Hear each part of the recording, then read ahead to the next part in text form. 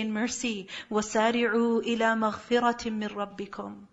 Why are you holding on to the things of this world that will take you to the fire? Why are you so greedy for the things of this world? Leave them and hasten to forgiveness from your Lord.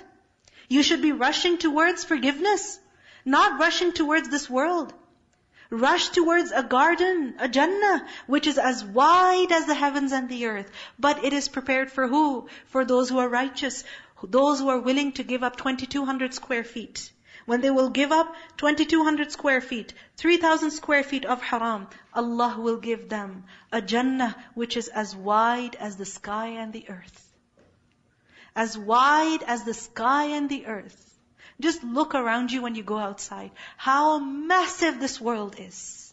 How huge, how high the sky is. And imagine the vastness of Jannah that Allah has promised to who? To who? Those who just claim that they love Allah. Those who have taqwa. Those who truly fear Allah. And what is taqwa of Allah? That a person leaves, he avoids what Allah has forbidden. Because if he does not avoid it, if he does not leave it, then he is presenting himself for punishment.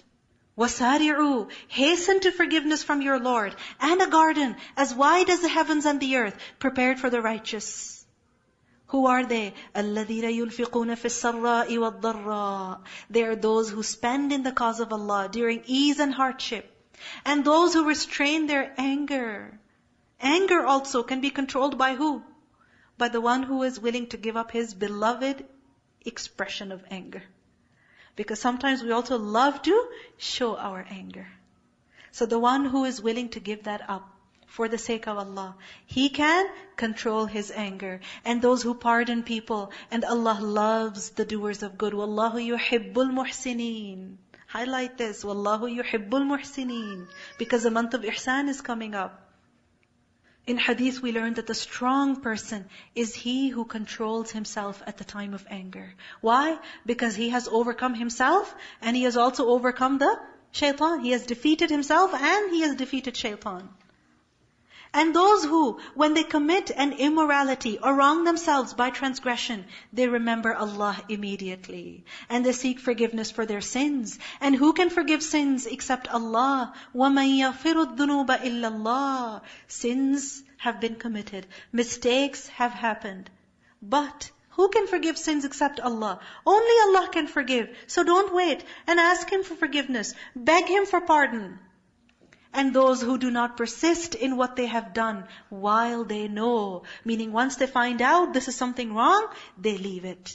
Those, their reward is forgiveness from their Lord, and gardens beneath which rivers flow in paradise, wherein they will abide eternally, and excellent is the reward of the righteous workers. Similar situations as yours have passed on before you, so proceed throughout the earth and observe how was the end of those who denied. Look at the houses, huge and tall, fully furnished, lavish houses.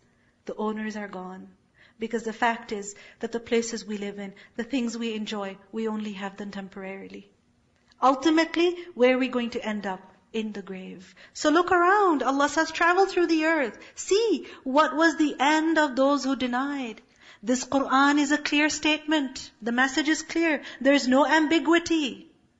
Make no mistake, the Qur'an is a clear statement to all the people and a guidance and instruction for those conscious of Allah. وَلَا تَهِنُوا وَلَا تَحْزَنُوا وَأَنْتُمُ الْأَعْلَوْنَ إِن كُنْتُم مُؤْمِنِينَ. So do not weaken, do not feel weak, do not grieve, and you will be superior if you are believers. If you are believers, you fix your faith. You reform your faith first. Then what will happen? Allah will grant you success. But if our iman is corrupt, if our iman is weak, if our relationship with Allah is not correct, then how can we be successful? How can we be successful in anything? If a wound should touch you, because you see at the battle of Uhud, the Muslims suffered the loss of 70 Sahaba. 70 Sahaba were martyred at the battle of Uhud. This was a huge loss. Allah says, if a wound has touched you, then don't worry. Why? Because there has already touched the opposing people a wound similar to it. Meaning previously, At the battle of Badr, which was before Uhud, what did you do? You killed 70 of their men. You killed 70 of their men. Now you have lost 70. Now you're equal. And these days of varying conditions, we alternate among the people, so that Allah may make evident those who believe, and may take to Himself from among you martyrs, and Allah does not like the wrongdoers. The thing is that when we suffer a loss, then we become extremely sad. We grieve so much. We go into depression, thinking that now we can never be happy. But the fact is that whatever loss we have incurred in this life, if you look around, there will always be people who have either suffered more than you, or at least as much as you. At least as much as you. So think, if they are still working, if they're still trying, why should I give up? The mushrikeen, they suffered a loss of 70 people at Badr. That did not prevent them from coming again. They came again and they fought Muslims at Uhud. And they killed 70 Muslims. So the Muslims are being told that if your enemy stood back up on its feet after this loss, why can you not get back on your feet? You can also do it.